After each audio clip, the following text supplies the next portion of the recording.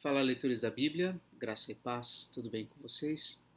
Hoje a gente vai ler Jeremias 47, 48 e Apocalipse 14. Estamos na reta final do livro de Jeremias. São dados aqui em cada capítulo algumas profecias e esta agora é com respeito aos filisteus. Palavra do Senhor que veio ao profeta Jeremias a respeito dos filisteus antes que Faraó atacasse Gaza. Assim diz o Senhor: Eis que do norte se levantam as águas e se tornarão em torrente transbordante, inundarão a terra e a sua plenitude, a cidade e os seus habitantes. As pessoas gritarão por socorro e todos os moradores da terra se lamentarão. Ao ruído dos cascos dos seus cavalos, ao barulho de seus carros de guerra, ao estrondo das suas rodas. Os pais não voltarão para socorrer os filhos, porque as mãos deles enfraqueceram, por causa do dia que vem para destruir todos os filisteus, para exterminar todo o resto que poderia socorrer Tiro e Sidom, porque o Senhor destruirá os filisteus, o resto que veio da ilha de Caftor. O povo de Gaza rapou a cabeça. Asquelon foi reduzida a silêncio, com o resto do seu vale.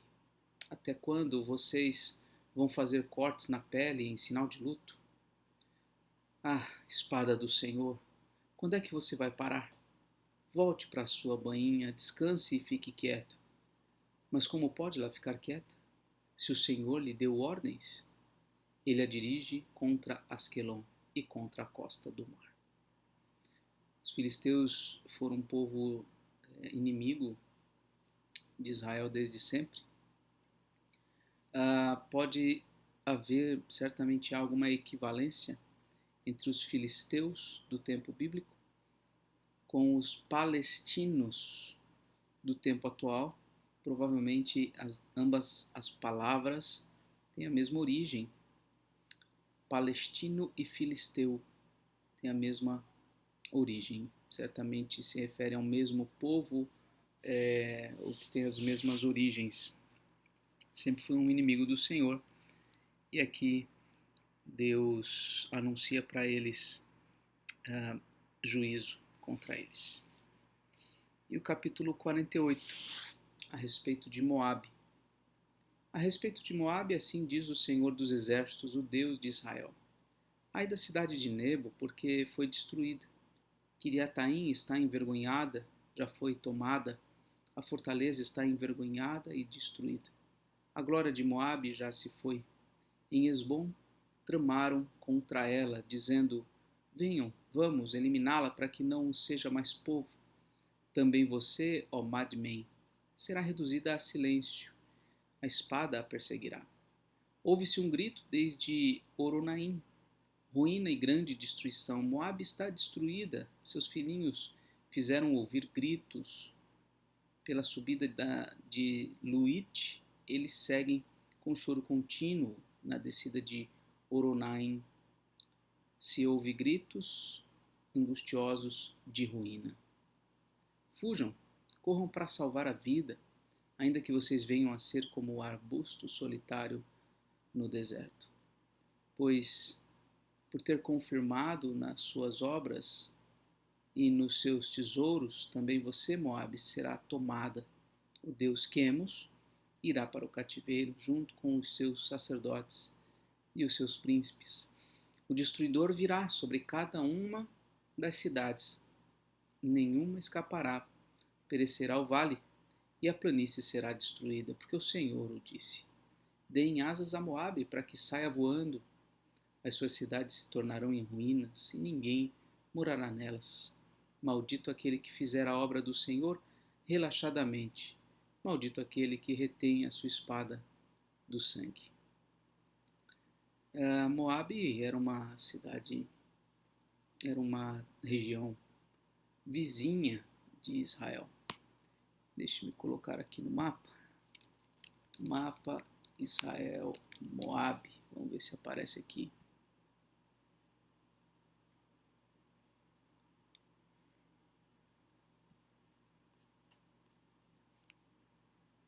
Opa. Aqui. Então, olha só, aqui o reino de Israel, em azul, azul claro, o reino de Judá, isso aqui quando eram os dois reinos, né? O reino de Judá, aqui nesse laranja mais escuro. Aqui à esquerda a faixa de Gaza, que é o estado dos filisteus, olha que interessante, né? Até hoje. A Palestina é essa região aqui de Gaza até hoje. E aqui está o reino de Edom, que eram os descendentes de Esaú. E aqui à direita o reino de Moabe e de Amon, que eram descendentes dos filhos de Ló. E aqui em cima a região de Tiro e Sidom. O reino arameu de Damasco, Império Assírio. Sempre quando vem essas profecias que falam do norte virá tal coisa, do norte virá tal coisa, dessa região aqui, é o norte. É daqui que vem o Império Assírio, o Império Babilônico, é dessas regiões aqui.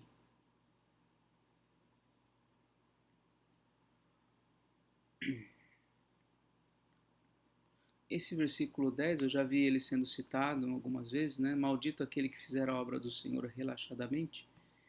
É importante levar em consideração o contexto, né? Eu nunca preguei aqui nesse versículo, mas a gente precisaria detectar aqui, à luz desse contexto do livro de Jeremias, a que obra do Senhor está sendo referida aqui e quem é o agente dessa obra, né?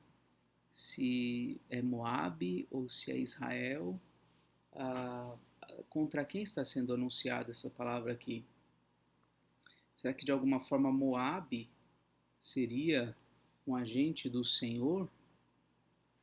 A gente teria que fazer uma exegese mais acurada aqui para a gente compreender melhor o que significa esse versículo.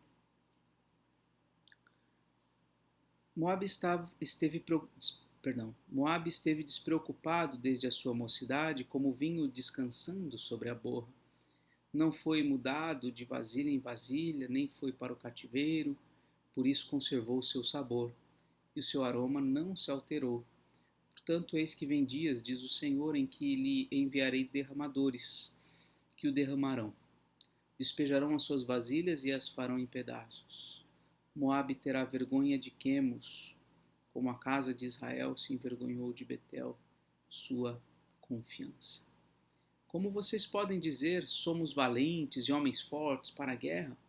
Moabe foi destruída, suas cidades foram invadidas e os seus melhores jovens foram levados ao matadouro, diz o rei, cujo nome é Senhor dos Exércitos. A destruição de Moabe está prestes a vir e muito se apressa ao seu mal. Tenham pena de Moabe, todos vocês que estão ao seu redor e todos os que conhecem a sua fama. Digam, como se quebrou a vara forte, o cajado formoso. Desça da sua glória e sente-se em terra sedenta, ó moradora de Dibom, porque o destruidor de Moabe sobe contra você e destruirá as suas fortalezas. Fique na beira do caminho e espie, ó moradora de Aroer. Pergunte ao que foge e àquela que escapou, o que foi que aconteceu? Moabe está envergonhado, porque foi destruído. Chorem e gritem, anunciem junto a Arnon que Moabe foi destruído. O juízo veio também sobre a terra da planície, sobre Olom, Jaza e Mefaate, sobre Dibon, Nebo e Bet-Diblataim, sobre Kiriataim, Bet-Gamul e Bet-Meon, sobre Quiriote e Bosra, e até sobre todas as cidades da terra de Moabe, tanto as de longe como as de perto. O poder de Moabe foi eliminado e o seu braço foi quebrado, diz o Senhor. Façam com que Moabe fique bêbado, porque se exaltou contra o Senhor. Moabe se revolverá no seu próprio vômito e também ele será motivo de riso. Pois não foi Israel também motivo de riso para você? Mas por acaso foi Israel achado entre ladrões para que você balance a cabeça quando fala dele? Olha só. Mesmo depois de tudo, Deus ainda demonstrando sua afeição pelo seu próprio povo e o defendendo. Deixem as cidades e vão morar nos rochedos, ó moradores de Moabe. Sejam como as pombas que se aninham nos flancos da boca do abismo. Ouvimos falar da soberba de Moabe, que de fato é extremamente soberbo. Ouvimos falar da sua presunção, do seu orgulho, da sua vaidade e da arrogância do seu coração. Conheço a sua insolência, diz o Senhor, mas isso não vale nada. As suas arrogâncias nada farão. Por isso vou chorar por Moabe, sim gritarei por todo o Moabe, pelos homens de Kir-Eres lamentarei. Mais do que por Jazer, chorarei por você, ó vinha de Sibma. Seus ramos passaram o mar, chegaram até o mar de Jazer, mas o destruidor caiu sobre os seus frutos de verão e sobre as suas uvas. Fugiu a alegria e o regozijo dos campos férteis de Moabe, pois acabei com o vinho dos lagares. Já não pisam as uvas com gritos de alegria, os gritos não são gritos de alegria. Ouve-se o grito de Esbom até Eleale e Jaza, e de Zoar se dão gritos de Oronaim e Eglat-Selísia, porque até as águas de Ninrim secaram. Farei desaparecer de Moabe, diz o Senhor, quem sacrifique nos altos e queime incenso aos seus deuses. Por isso, meu coração geme como flauta por causa de Moabe, e como flauta geme por causa do povo de Kir-Eres, porque tudo o que haviam ajuntado se perdeu. Porque toda a cabeça será rapada e toda a barba cortada. Sobre todas as mãos haverá incisões, e em volta da cintura pano de saco. Sobre todos os terraços de Moabe e em todas as suas praças há pranto, porque fiz Moabe em pedaços, como vasilha de barro, que ninguém quer, diz o Senhor. Como foi destruído, como choram, como de vergonha Moabe virou as costas. Assim, Moabe se tornou motivo de riso e de espanto para todos os que estão ao seu redor. Porque assim diz o Senhor: eis que uma nação voará como a águia e estenderá as suas asas contra Moabe. As cidades serão tomadas e as fortalezas ocupadas. Naquele dia, o coração dos valentes de Moabe será como o coração da mulher que está em dores de parto. Moabe será destruído, para que não seja povo, porque se exaltou contra o Senhor. Terror, cova e armadilha esperam por vocês, moradores de Moabe, diz o Senhor. Aquele que fugir do terror cairá na cova, e se sair da cova, será apanhado na armadilha, porque trarei sobre ele, sobre Moabe, o ano do seu castigo. Os que fogem param sem forças à sombra de Esbom, porém sai fogo de Esbom, e labareda do meio de Seom, e devora as têmporas de Moabe, e o alto da cabeça desse povo que ama tanto a guerra. Ai de você, Moabe! O povo de Quemos foi destruído, e os seus filhos foram feitos cativos, e as suas filhas foram levadas ao cativeiro. Contudo, mudarei a sorte de Moabe nos últimos dias, diz o Senhor. Até aqui o juízo contra Moabe. Olha só, Deus ainda anuncia uma mudança, uma bênção para os moabitas. Muito bem, agora vamos a Apocalipse capítulo 14, é isso? Isso, Apocalipse 14. Vamos abrir aqui nosso quadrinho de sessões de Apocalipse. Estamos agora no último capítulo desta quarta sessão sobre o dragão perseguidor. Último capítulo. Então a gente já viu no capítulo 12 a serpente tentando devorar o filho da mulher e não podendo fazê-lo. É despertada uma guerra nos céus e ele é encaminhado para a terra e Então vem as bestas, as duas bestas são descritas aqui no capítulo 12 e 13, e agora o capítulo 14. Olhei e eis que o cordeiro estava em pé sobre o monte Sião. Com ele estavam 144.000 que tinham escrito na testa o nome do cordeiro e o nome de seu pai. Tem grupos religiosos que interpretam as coisas literalmente, né? Então eles vão achar que realmente são 144.000 apenas que estariam ali naquela circunstância, que seriam os salvos ou que comporiam uma elite celestial, não sei, algo nesse sentido. Mas é óbvio que 144.000 não se refere a um número literal, mas assim como outros números, há um grande número, um número incontável, um número que expressa a totalidade de algum grupo, no caso de salvos, né? Então é isso. Ouvi uma voz do céu como o som de muitas águas, como o som de um forte trovão. A voz que eu vi era como de arpistas quando tocam as suas harpas. Entoavam um cântico novo diante do trono, diante dos 4 seres viventes e dos anciãos. E ninguém podia aprender o cântico, senão os 144.000 que foram comprados da terra. Estes são os que não se macularam com mulheres, porque são virgens. Eles seguem o Cordeiro por onde quer que ele vá. São os que foram comprados dentre todos os seres humanos, primícias para Deus e para o Cordeiro. E não se achou mentira na sua boca. Não tem mácula.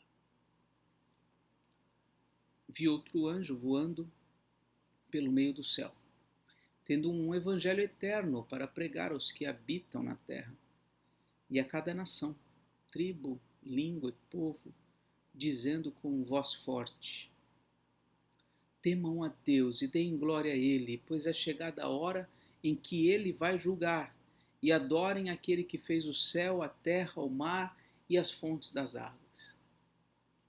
Seguiu-se outro anjo, o segundo, dizendo: Caiu a grande Babilônia que fez com que todas as nações bebessem o vinho do furor da sua prostituição.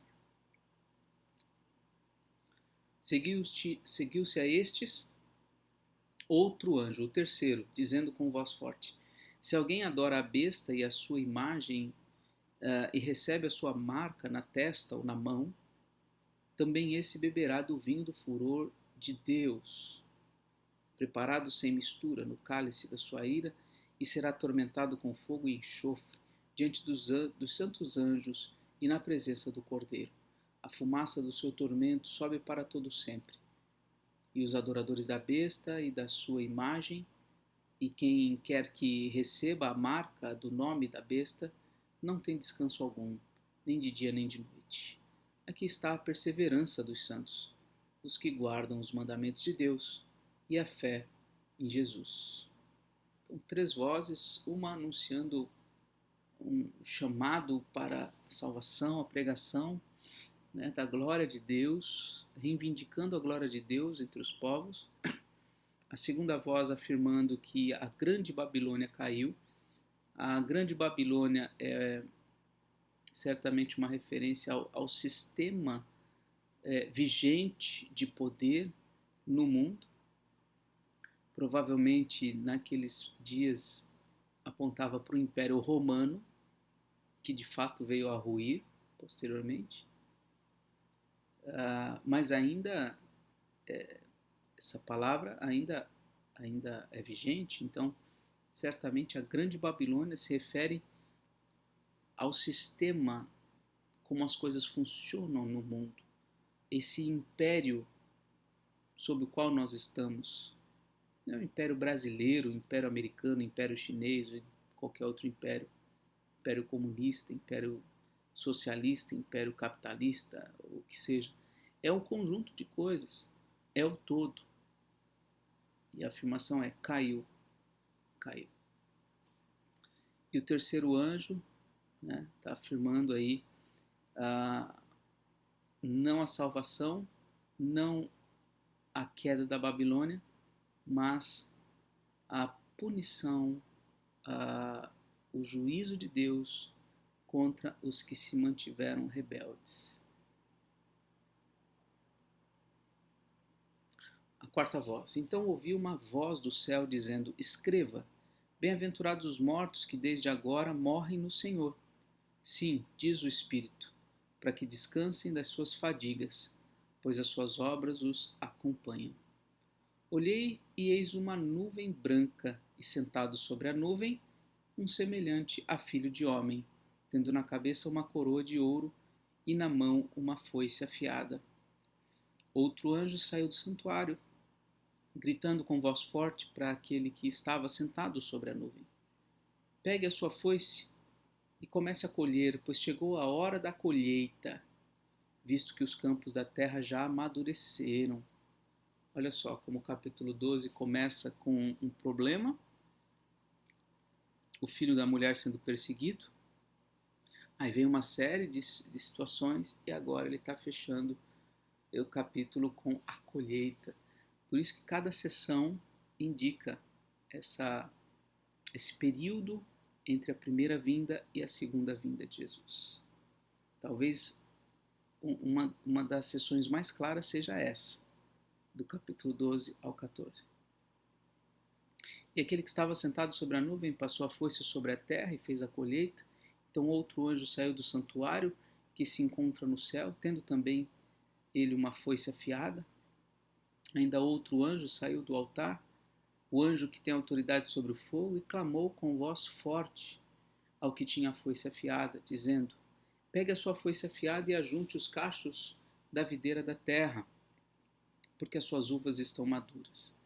Então o anjo passou a foice na terra, ajuntou os cachos da videira da terra e o lançou no grande lagar da ira de Deus. O lagar foi pisado fora da cidade e correu sangue do lagar, chegando até a altura dos freios dos cavalos, numa extensão de cerca de 300 quilômetros. Muito sofrimento. Nessa colheita, muitos serão ceifados. Muito bem, vamos à nossa oração. Senhor nosso Deus e Pai, a Tua glória